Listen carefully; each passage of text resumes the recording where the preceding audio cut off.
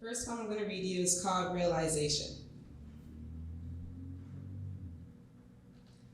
I was in first grade when he told me he wouldn't hold my hand because I was too dark. We sat on grass, legs crossed like applesauce, when he told me the damning news. Too dark, like roasted coffee. Too dark, like eyes with no sight. Too dark, like a teacher's chalkboard. I studied my skin as I grabbed clumps of grass in my two dark hands. I examined the hands of others as a scientist would a lab specimen. I searched for hands like mine, but only found a sea of white, caramel, and tans. Nothing too dark. How could I not know? I felt as though I was on a stage naked. I retreated to my cage, locked its door, and hid like a turtle in its shell. It was from that moment I felt shame about my skin. A shame that wouldn't leave until I saw the lovely Lapita on the screen. I spent shower time scrubbing my skin in hopes it would wash off. I stayed out the sun like vampires do in movies just to avoid that awful summer tan. But then came Lapita, a Black woman, darker than me, and people were calling her beautiful. She told stories about growing to love her skin, and from that day, I grew to love mine too. And that's Realization.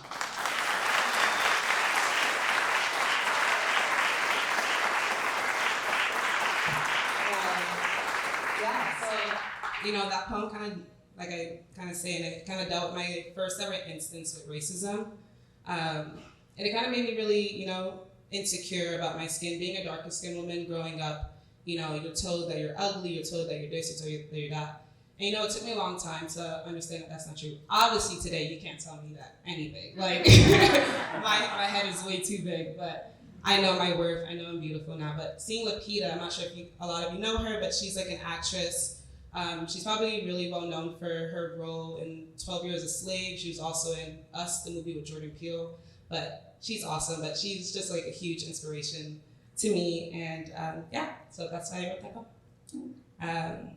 Okay, so this next poem I'll be reading is called Vermont is So Beautiful. And I wrote this last fall, kind of as I was for the first time looking at the foliage. I was driving around for 6 hours and decided to write this poem in that time. I'm driving around with my love, smoking green, while taking in the greenery around me. So many different types of trees, with different shades of brown, yellow, red, and green. They poke their heads out. They are so friendly. They tip their hats to us as we drive on by. A brown horse with blonde hair eats grass. I love seeing animals do their thing. It's not every day a city girl gets to see horses or cows. So many cute houses, some tiny, some big. They are scattered amongst the hills. Hills that seem to be made of velvet, with views of mountains made of verde wool. Vermont, you are so beautiful. I thank you, nature, for being so kind to me. Even though your inhabitants haven't always accepted me, you have always been so welcoming. And that's Vermont so beautiful.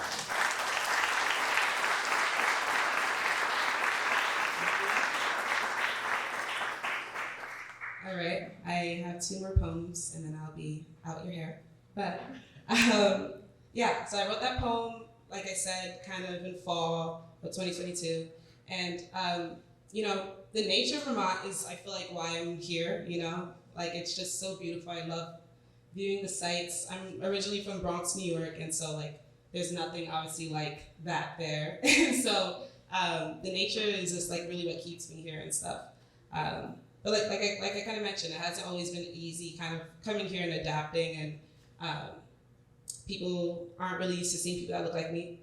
So they were a little bit weirded out by me, but I've learned to kind of find my own love for Vermont, and it was definitely through nature.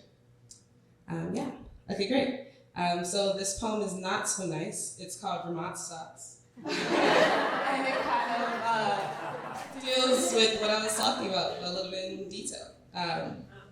Yeah, Vermont sucks. I like to start off with that other poem because it kind of gets people feeling all nice, and then boom, you know. Mic drop. Okay. All right. Vermont sucks.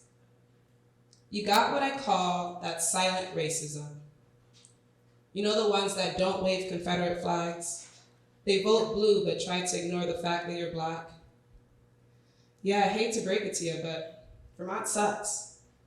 It's a safe haven for whites, and if you're not that, good luck. The type of racism that keeps black folks as the other. You're cool as long as you're not dating their son or daughter.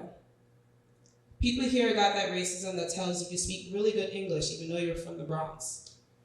I call it that Bernie Sanders racism. You know, the ones who believe they're progressive but still walk on eggshells when they're around us.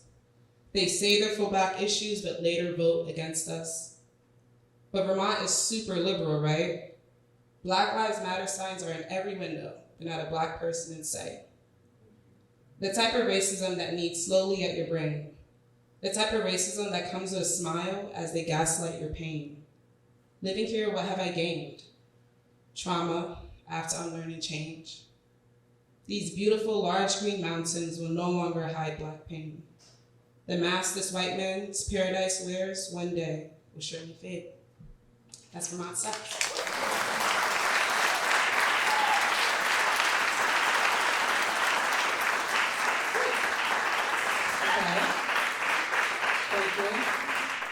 You know that marinade? That was like kind of like the ouchie one. So, you know, if you got through that, you're doing a great job. Good job. So this is the last poem I'll be reading you. And it kind of comes at rich people. So, you know, if you're not that, you know, cool. It's nothing wrong with being rich, but I'm saying you don't have to get offended or whatever. But actually, there's something wrong with being rich if you're this guy. But, so this poem is called Whitey in Space, and it's kind of about some rich whiteys in space. And I kind of wrote it after I saw that Bezos went to space. I thought it was just the perfect opportunity because I'm really into Jill Scott Heron. Does anyone know who that is?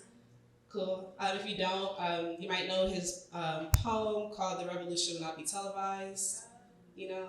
And so he wrote this other poem called Whitey on the Moon, and it kind of goes in the same flow that I'm going to be reading this poem. So this poem was kind of like a direct play on that poem, but modern because, you know, Bezos just went to space, right? So, yeah, so this is called Whitey in Space, and it was inspired by some rich whiteys in space. A virus done took my people with Bezos in space. 4 million plus dead and gone, but Bezos in space. I can't pay my student loans, but Bezos in space. And they literally just reopened that back up. Like, oh my God. Choosing when to pay a bill or to eat, but Bezos in space. You know, gentrification upped the rent again with Bezos in space. Can't afford to live here no more, but Bezos in space. Taxes still taking my whole damn check. 15 an hour is crumbs to the bread he gets. The price of gas is going up. And if all that shit wasn't enough, a virus done took my people with Bezos in space. 4 million plus dead and gone, but Bezos in space. For all the money I made for Amazon last year, I wonder why I don't have any money here. Let me think. Bezos is in space. I'm gonna make a deal. I think I'll send all these bills to the Whitey in space. Prime shipping too, just in case.